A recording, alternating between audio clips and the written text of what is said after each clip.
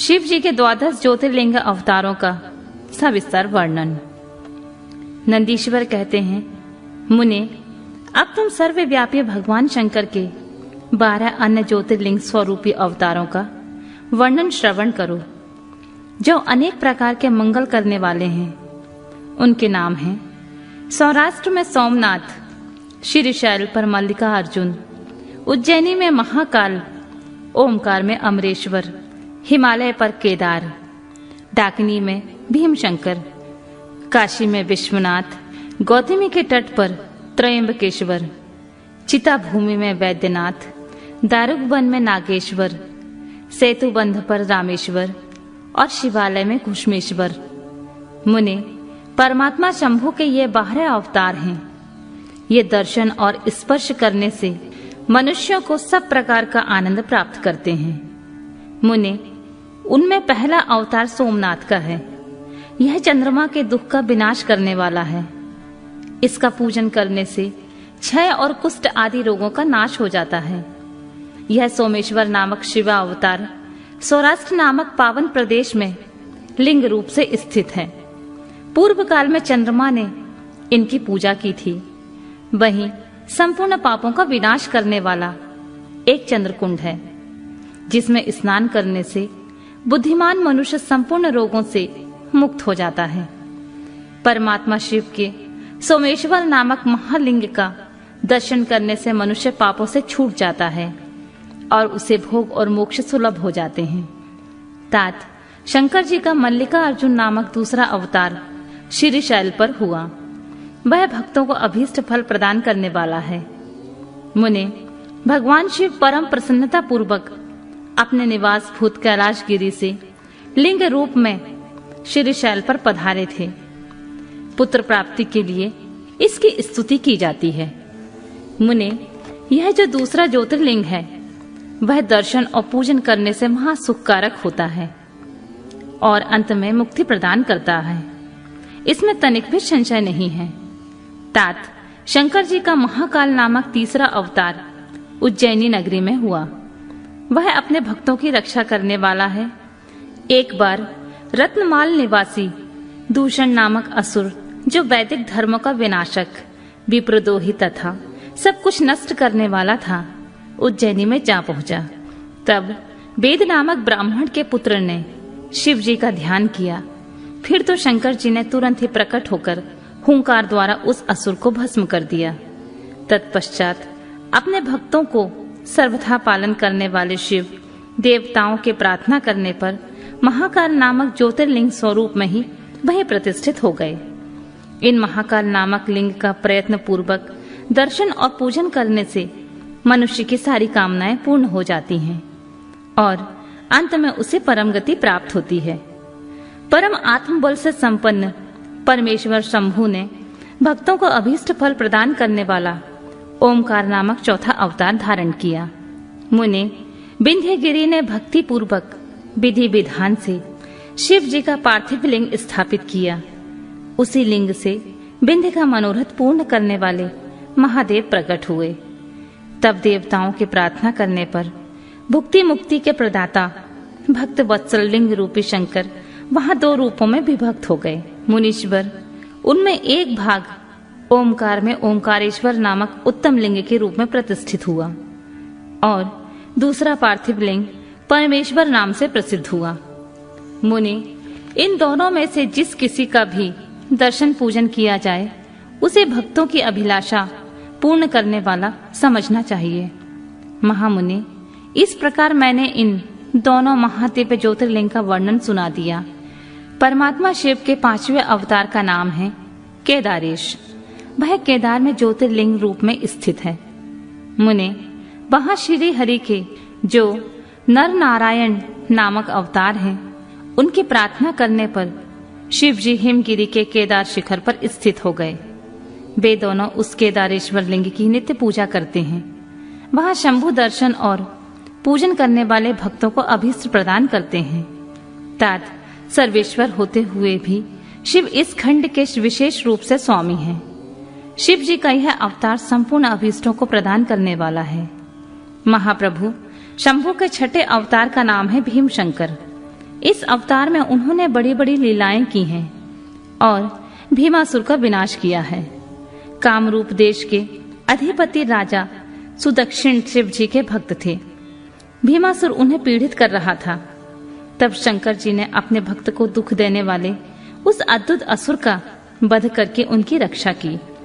फिर राजा सुदक्षिण के प्रार्थना पर स्वयं शंकर जी डाकनी में भीम शंकर नामक ज्योतिर्लिंग स्वरूप में स्थित हो गए। मुने, जो समस्त ब्रह्मांड स्वरूप तथा भोग मोक्ष के प्रदाता हैं, वह विश्वेश्वर नामक 7वां अवतार काशी में हुआ। मुक्तिदाता सिद्ध स्वरूप स्वयं भगवान शंकर अपनी पूरी काशी में ज्योतिर्लिंग स्वरूप में स्थित हैं। विष्णु आदि सभी देवता, कैलाशपति शिव और भैरव नित्य उनकी पूजा करते हैं। जो काशी विश्वनाथ के भक्त हैं और नित्य उनके नामों का जप करते हैं, वे कर्मों से निर्लिप्त होकर कैवल्य पद के भागी होते हैं। चंद्रशेखर शिव का जो त्र्यंबक नामक 8वां अवतार है, वह गौतम ऋषि के प्रार्थना करने पर गौतमी नदी के तट पर प्रकट हुआ था।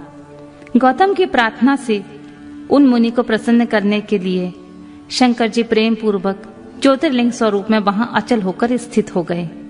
अहो, उन महेश्वर का दर्शन और स्पर्श करने से सारी कामनाएं सिद्ध हो जाती हैं। तत्पश्चात मुक्ति भी मिल जाती है।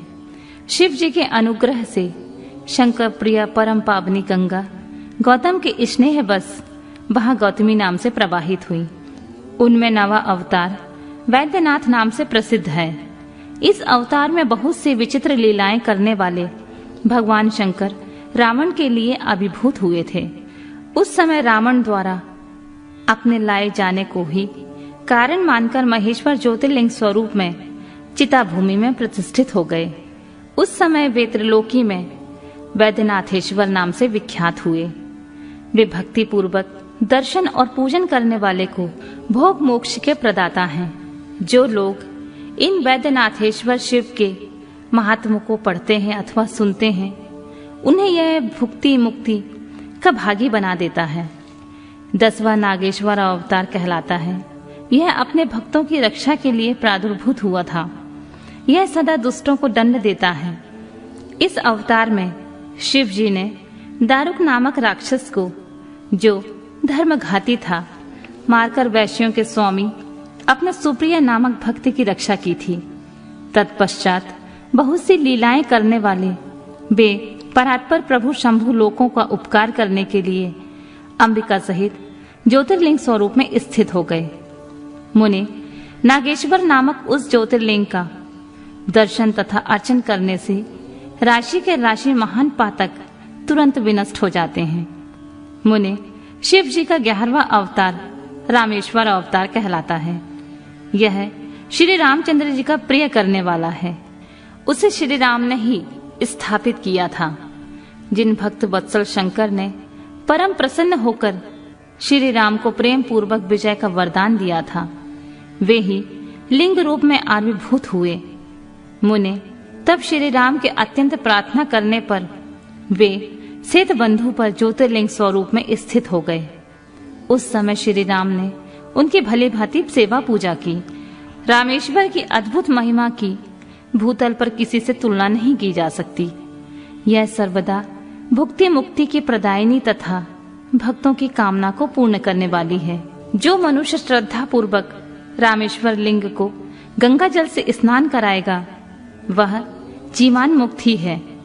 इस लोक में जो देवताओं के लिए भी दुर्लभ है, ऐसे संपूर्ण भोगों को भोगने के पश्चात परम ज्ञान को प्राप्त होगा।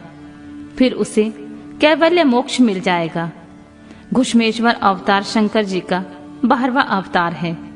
वह नाना प्रकार की लीलाओं का कर्ता, भक्त वत्सल तथा घुष्मा को आनंद देने वाला है। मुने, घुष्मा का प्रिय करने के लिए भगवान शंकर दक्षिण दिशा में स्थित देवशैल के निकटवर्ती एक सरोवर में प्रकट हुए। मुने, घुष्मा के पुत्र को सुहेदा ने मार डाला था। उसे जीवित करने के लिए घुष्मा ने शिव जी की आराधना की। तब उनकी भक्ति से संतुष्ट होकर भक्त वत्सल शंभु ने उनके पुत्र को बचा लिया। तदनंतर कामनाओं के पूरक शंभु घुष्मा की प्रार्थना से उस तड़ाग में ज्योतिर्लिंग स्वरूप में स्थित हो गए। उस समय उनका नाम घुश्मेश्वर हुआ। जो मनुष्य उस शिवलिंग की भक्ति पूर्वक दर्शन तथा पूजन करता है, वह इस लोक में संपूर्ण सुखों को भोग कर अंत में मुक्ति लाभ करता है। सनत कुमार जी, इस प्रकार मैंने तुमसे इस 12 दिव्य ज्योतिर्लिंगों का वर्णन किया है। ये सभी भोग और मोक्ष के प्रदाता हैं। जो मनुष्य ज्योतिर्लिंग की इस कथा को पढ़ता है, सुनता है, वह संपूर्ण पापों से मुक्त हो जाता है तथा भोग मोक्ष को प्राप्त करता है।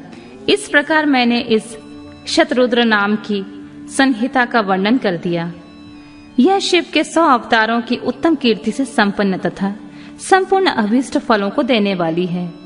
जो मनुष्य इस नित्य समाहित चित्त से पढ़ता है, सुनाता है अथवा सुनता है, उसकी सारी लालसाएं पूर्ण हो जाती हैं और अंत में उसे निश्चय ही मुक्ति मिल जाती है। शतरुद्र संहिता संपूर्ण।